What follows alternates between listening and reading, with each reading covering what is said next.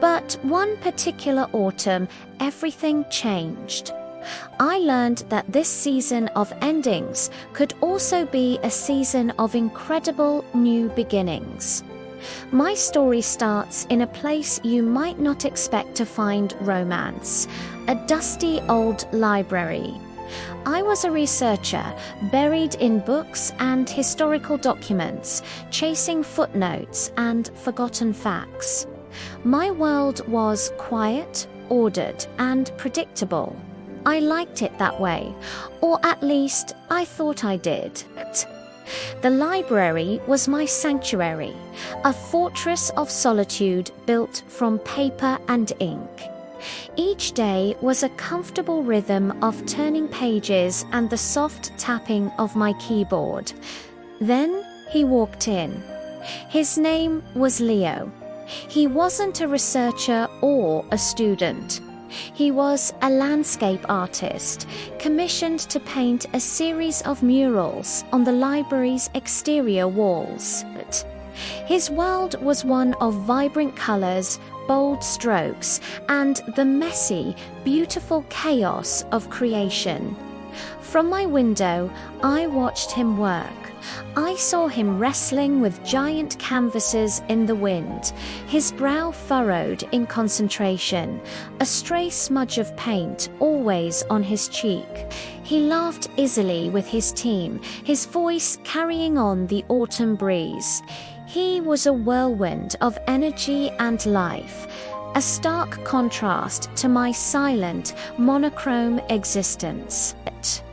Our first real conversation was about a book, of all things.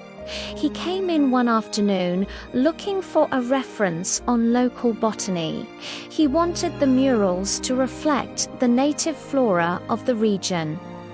I, of course, knew exactly where to find the most obscure, detailed botanical guide in the entire collection. As I pulled the heavy volume from the shelf, my hand brushed against his, a tiny spark, a jolt of electricity that was completely unexpected. I probably mumbled something awkward, my face turning as red as the maple leaves outside. He just smiled, a warm, genuine smile that made his eyes crinkle at the corners. "Thanks," he said. "You're a lifesaver." I just nodded, my heart doing a strange little flip. After that, his visits became a regular part of my day. He'd pop in for a coffee break, bringing the scent of turpentine and crisp autumn air with him. He'd ask about my research, and to my surprise, he was genuinely interested. He'd listen, really listen, as I talked about obscure historical figures. In return, he'd tell me about his art, about how he saw the world in shapes and colors, light and shadow. He'd point out the burnt sienna of a brick wall or the cerulean blue of the late afternoon sky. He was teaching me to see the world through his eyes, a world far more vivid than the one I had known.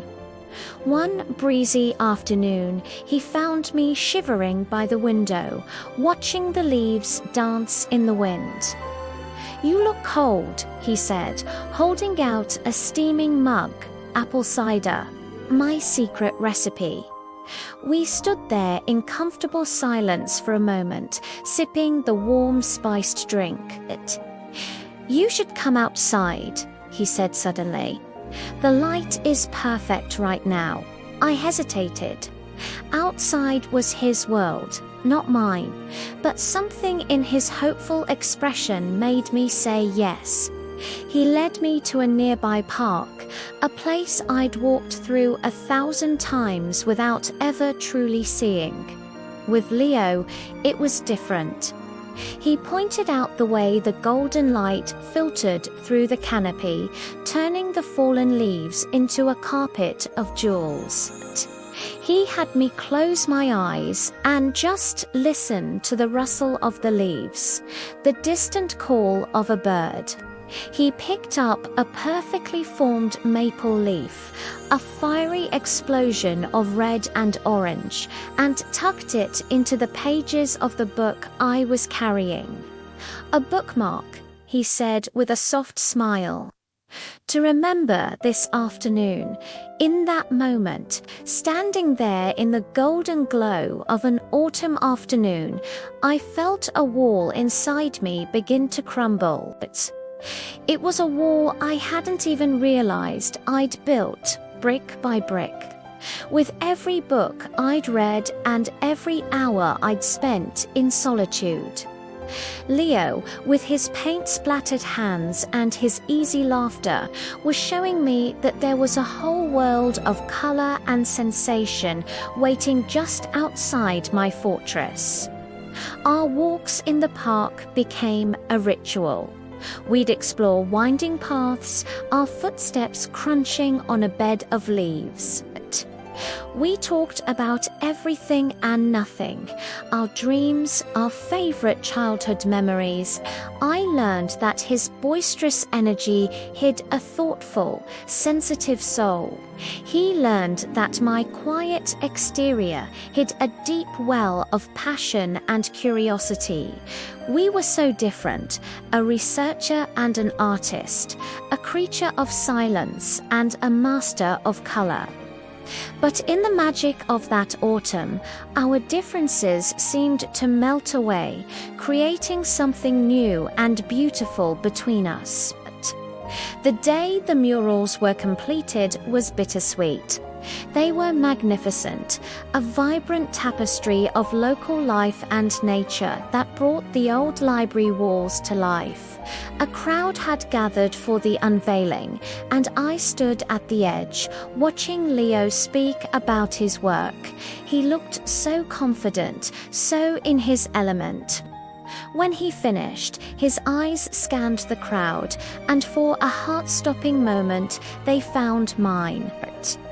He gave me a small, private smile that felt like it was just for me.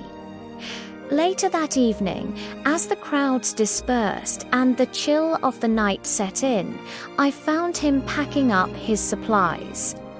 "They're beautiful, Leo," I said, my voice barely a whisper. He turned, his face illuminated by the soft glow of a lamp. "I had a good muse," he replied, his gaze soft. He stepped closer, taking my hands in his. They were warm, despite the cold air. "My work here is done," he said quietly, "but I'm not ready to leave. Not without you." And then, under the painted leaves of his mural and the real leaves of the autumn trees, he leaned in and kissed me. It wasn't like the grand, sweeping kisses in the romance novels I sometimes read. It was quiet, gentle, and absolutely perfect. It tasted of apple cider and hope, and the promise of a new season. It felt like coming home. That autumn, the season one once saw as an ending became my beginning. It taught me that love can be found in the most unexpected places, between the most unlikely people. It taught me that sometimes you have to step out of the quiet shadows and into the brilliant, messy, colorful world. Leo painted a new chapter into my life, one filled with more joy and vibrancy than I ever could have imagined.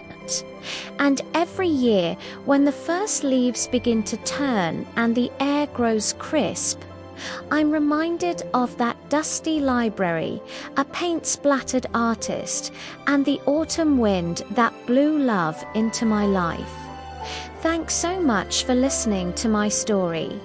If you've ever had a moment that completely changed the course of your life, I'd love to hear about it in the comments below. And if you enjoyed this, don't forget to like and subscribe for more stories. See you next time.